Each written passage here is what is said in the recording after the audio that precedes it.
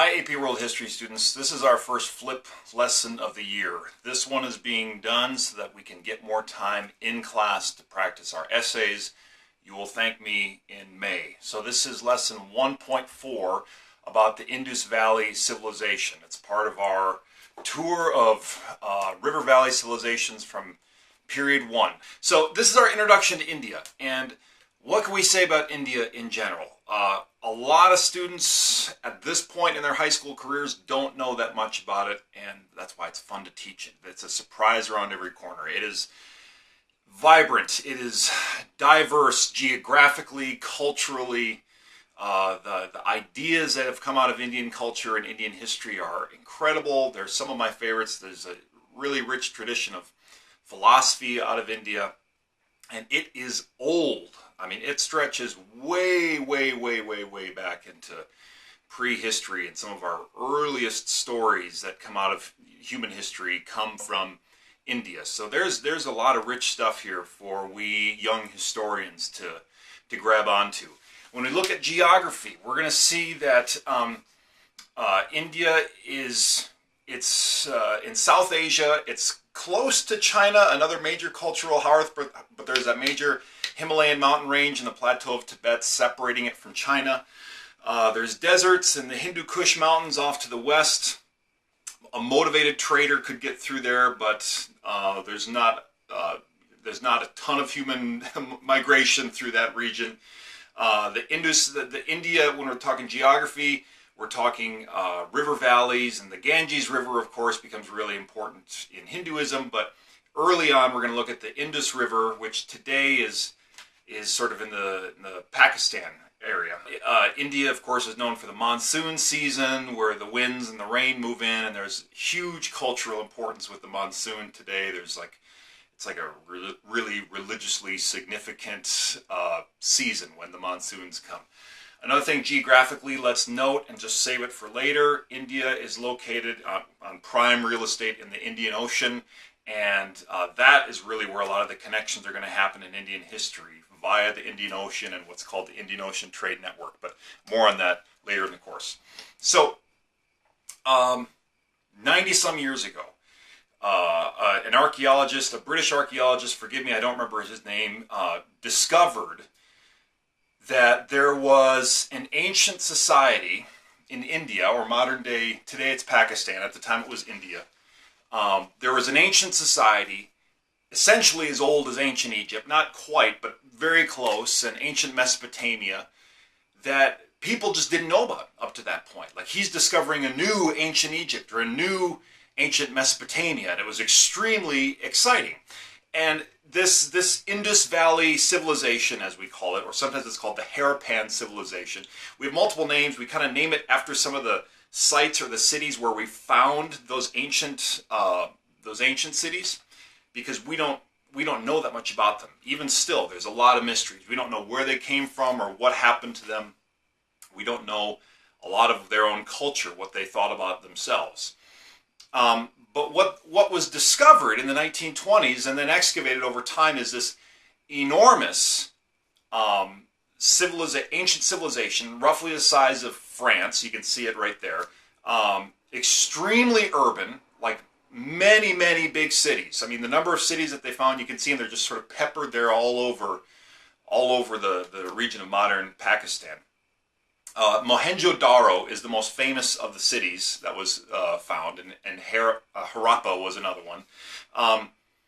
And these cities are really striking because they were really big. Many people lived there. They're extremely well organized. They're gridded streets, which means like there's sort of streets that meet each other in right angles, which like Boston, Massachusetts doesn't have, for example. St. Paul, Minnesota, if you go into downtown, you can't find a right angle.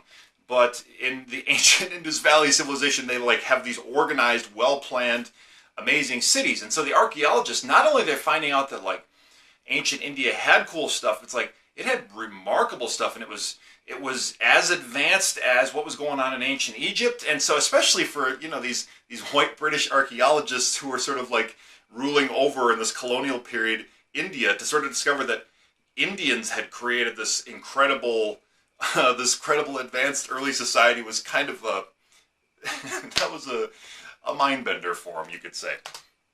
Some images of Mohenjo-daro. So in the top corner, you can see that the gridded streets.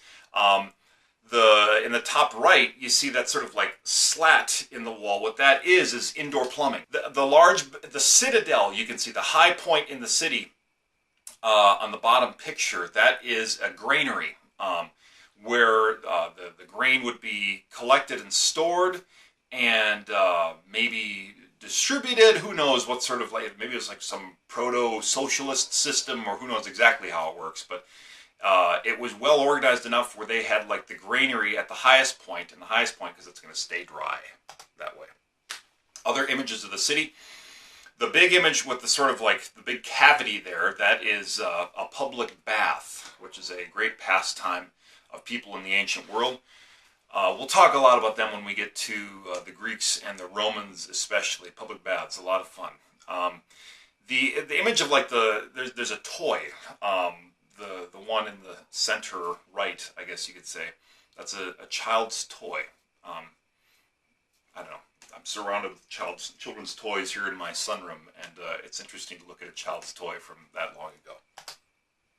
So, in the 90-some years since we've discovered the Indus Valley Civilization, we've learned a lot about them, and certainly we've learned to esteem them and list them among the most remarkable things in antiquity. There's still, though, so much that we don't know. They had a written language. It was quite complex. It's 400 symbols. We can see some examples there. We have not deciphered it.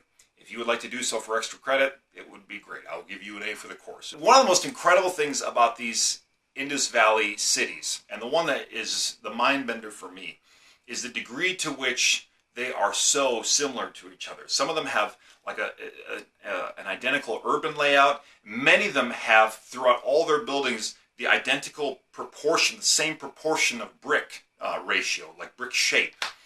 What that tells us is that this society was likely extremely centralized. So it's very urban, which is more like Mesopotamia than like Egypt, but it's very centralized, which is more like Egypt with the pharaoh than like Mesopotamia, which is city-states and smaller kingdoms. So there must have been some really powerful kind of central brain or central government organizing and planning and building these cities. We also have found Harappan artifacts in Mesopotamia. What does that mean? That's something big for us, because it means that they were trading. There was a trade network that went from the Indus Valley to Mesopotamia. The specific thing we found are these seals. They're like little clay seals with symbols on them that are recognized from the Harappan civilization, and we have found them in Mesopotamia. So there was trade happening over a fairly sizable distance, even this far back in human history. Pretty incredible. So what happened? We don't exactly know. we have good guesses. We know that 4,000 years ago or so, it seems to have disappeared. The most interesting element to this is that the cities appear to have been abandoned. There's not signs of like external invading enemy coming in for a long time. That's what people assumed. Maybe that's just the most dramatic story, but there's just not enough evidence for that in the archaeology. And there's not really evidence that, like I note in the notes, there's not really evidence that a ton of people were killed. You don't find like a bunch of skulls with axe holes in them and you go, well, this was a bad situation. It's more like cities were abandoned. What would cause that to happen? Well, our best guesses, given what we know in the rest of history, is perhaps disease, environmental change. Maybe those rivers that they had depended on, those river networks, dried up with the force of climate change, or something else is going on, and the environment changes and it's no longer sustainable. And at that point, India goes through a big transition. All right, this literate, urban, centralized society that was the earliest, or very ancient India, disappears for reasons yet unknown. And for the next 1,000 years, India is going to have no big cities, no written language, no massive building projects. It's going to have remarkable culture, and the ideas that are going to sort of be incubating here are going to be really important in our course and very cool to study, basically the roots of Hinduism. But it certainly is different. All right, so that end of that Indus Valley Civilization is a change.